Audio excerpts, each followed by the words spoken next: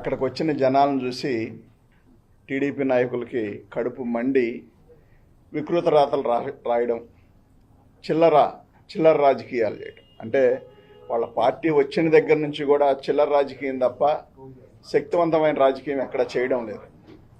వైఎస్ఆర్సీపీ నాయకుల మీద కేసులు పెట్టడం, అదేవిధంగా కార్యకర్తలపైన కేసులు పెట్టడం, కార్యకర్తలను కొట్టడం, తిట్టడం, ఇదే డ్యూటీగా పెట్టుకొని పాలన గాలికి వదిలేశాడు.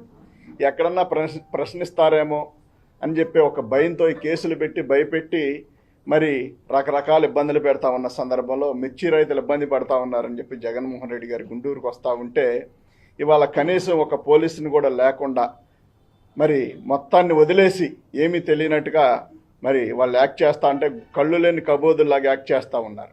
కానీ ఒకసారి గుర్తించాలి మీరు అందరూ కూడా, గతంలో జగన్మోహన్ రెడ్డి గారు ఎలాంటి నిర్ణయాలు తీసుకొని ఉంటే చంద్రబాబు నాయుడు గారు కానీ, పవన్ కళ్యాణ్ కానీ, ఇంకా ఎవరైనా కుమారుడు లోకేష్ కావచ్చు, ఎవరైనా మీటింగులు పెట్టగలిగే వాళ్ళ ఎక్కడైనా ఇలాంటి చిల్లర పనులు వైఎస్ఆర్సీపీలో జగన్మోహన్ రెడ్డి గారు ముఖ్యమంత్రిగా ఉండగా జరిగినాయా? కాబట్టి ఇవాళ రైతులు పడుతున్న ఇబ్బంది కూడా మీరు గాలికి వదిలేసి వాళ్ళ గురించి పట్టించుకునే పరిస్థితిలో మీరు లేరు. ఇవాళ మీరు ఇచ్చిన హామీలన్నీ కూడా పక్కన పెట్టేసి వైఎస్ఆర్సీపీ మీద పగ తీర్చుకోవడమే ధ్యేయంగా పనిచేస్తూ ఉన్నారు. కానీ ఒకసారి గమనించండి, మీకు వైఎస్ఆర్సీపీ నాయకులపైనో లేకపోతే మీరు ఎంజాయ్ చేయడానికో ప్రజలు అవకాశాలు కల్పించలేదు. మీరేదో మేలు చేస్తారని జగన్మోహన్ రెడ్డి గారు ఒక అవకాశం ఇస్తే మీరేదో 10 అవకాశాలు కల్పిస్తామని చెప్పి హామీలు ఇచ్చి ఒక పక్కన బీజేపీని, ఒక పక్కన పవన్ కళ్యాణ్ని మరి ఇన్ని రకాలుగా అబద్ధాలాడి సూపర్ 6 అని తీసుకొచ్చి ఇవాళ ఏదో రకంగా ఒడ్డెక్కి ఇవాళ చీఫ్ మినిస్టర్ అయ్యారు. కానీ ఆ ఇచ్చిన అవకాశాన్ని సద్వినియోగం చేసుకోకుండా మరి వక్ర మార్గాన్ని పక్కకెళ్తా ఉన్న మార్గం మరి ఎంతవరకు కరెక్ట్ ఒకసారి పరిశీలించి మరి మీరు చేస్తున్న దుశ్చర్యలందరూ కూడా రాష్ట్ర ప్రజలు చూశారు. ఇప్పటికే వ్యతిరేకత ఎక్కడ చూసినా వెటకారంగా మాట్లాడుకునే పరిస్థితులు.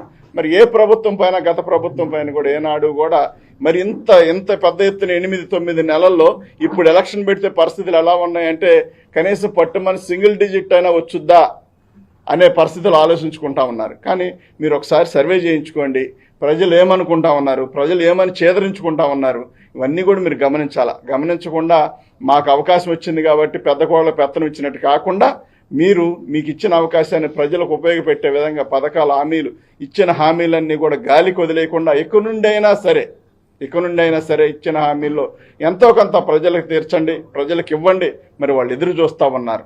మీ మీద ఆశతో మీకు ఓట్లేశారు. మరి ఓట్లేశారని మీరు అనుకుంటా ఉన్నారు.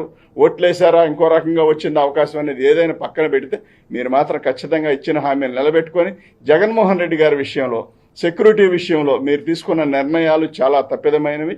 అవి ఖచ్చితంగా మళ్ళీ పునరావృతం కాకుండా మీరు నిర్ణయాలు తీసుకోవాలి. అదేవిధంగా జగన్మోహన్ రెడ్డి గారు కూడా మరి జెడ్ కేటగిరీ భద్రత మరి కేంద్ర ప్రభుత్వం కానీ కల్పిస్తే ఖచ్చితంగా బాగుంటుంది. ఆయన ప్రజాదరణ కలిగిన నాయకుడు, మాస్ లీడర్.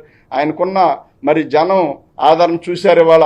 అవన్నీ చూసి కూడా చిల్లరగా కాకుండా పెద్ద మనసుతో రాజకీయ వ్యక్తిలాగా హుందాగా ప్రవర్తించి తగు నిర్ణయాలు తీసుకొని జగన్మోహన్ రెడ్డి గారికి మరి భద్రత కల్పించే విధంగా, అదేవిధంగా ఇవాళ మిర్చి రైతులు పడుతున్న బాధలు ఒకప్పుడు 20 నుంచి 27, 30 వేలు దాకా అమ్ముకున్నారు. ఇవాళ 10,000, 8,000, 7,000 అమ్ముకునే పరిస్థితిలో ఉంది అంటే అది ఖచ్చితంగా మీ ప్రభుత్వం దుశ్చర్యలే తప్ప మరొకటి కాదు. కాబట్టి ఇవాళ రైతులను ఆదుకోవాల్సిన బాధ్యత మీ అందరిపైన ఉంది. మరి దాన్ని మీరు ముందుకు తీసుకెళ్లి రైతులను ఆదుకోవాలని చెప్పి విజ్ఞప్తి చేస్తూ సెలవు తీసుకుంటా ఉన్నాను.